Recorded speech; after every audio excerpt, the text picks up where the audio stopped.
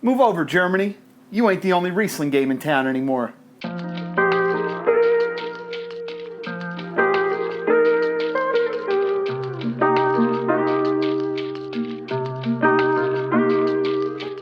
Today, the Finger Lakes is one of the most respected regions in the world for Riesling.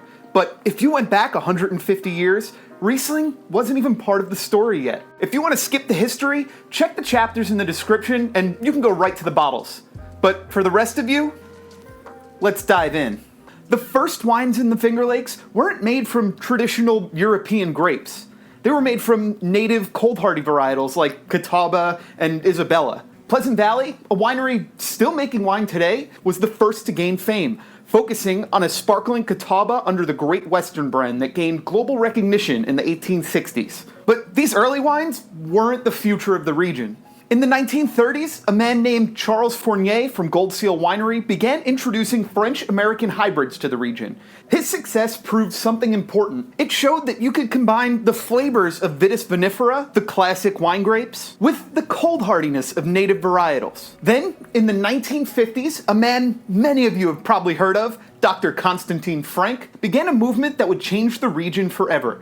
His idea, grafting vinifera onto cold hardy rootstocks, shifted the future of the Finger Lakes in ways that many never could have conceived of. Basically, when he started doing this and the practice spread, it laid the groundwork for grapes like Cab, Merlot, Chardonnay, and more importantly, Riesling to take hold in the region. Fast forward to 1968. Herman Wiemer arrives on the scene with a very Mosel-inspired view on production. He recognized that the Finger Lakes, with climate conditions similar to many of Germany's best Riesling regions, had the potential to become something more than just a novelty region in New York. By the 80s, this Mosel-inspired mindset started to take hold. Beginning in 1982, the AVAs of the Finger Lakes were carved out. Now, with the lines drawn, it became easier to talk about and communicate that each of these areas was distinct with its own soil, slopes, exposures, and lake influence.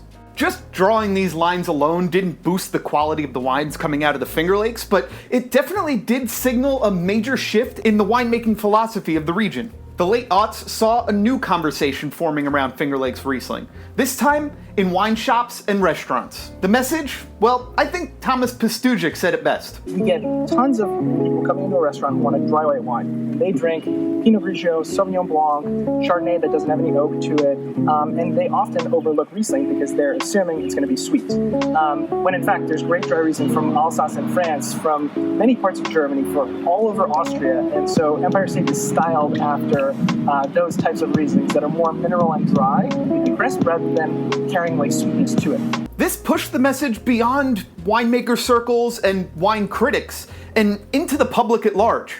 More recently, producers like Forge, Ravines, Wiemer, Weiss, and so many more have pushed the conversation even further.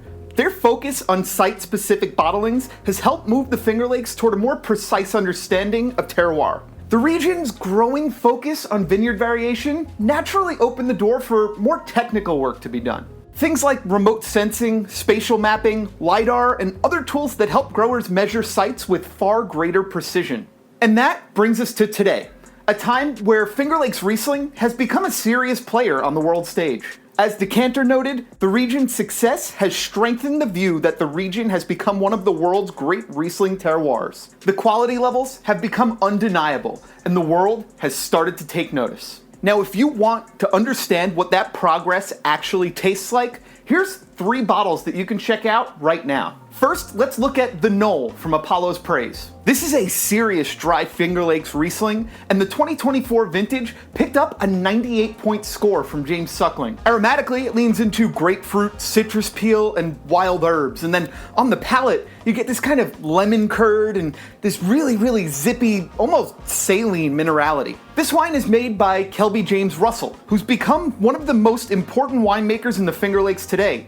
And wines like this are a big part of the reason that the region gets so much attention today. Another one of these wines is Kaywood Vineyards Dry Riesling from Forge Cellars. What makes this wine so interesting, aside from being one of those site-specific bottlings, is that the vineyard was actually planted by Charles Fournier, the early pioneer of the Finger Lakes that I mentioned earlier. In the glass, this wine is super layered and textural. You get notes of apricot, lemon, white peach, even a little bit of something minty. It's got this salty, lazy finish that rounds it all out. This is fermented in neutral barrels, and the grapes come from a very low-yielding vineyard site. This leads to super concentrated flavors and aromas without losing that acidity and freshness that make it undeniably Finger Lakes Riesling. The last bottle that I'll talk about is Empire Estate Dry Riesling.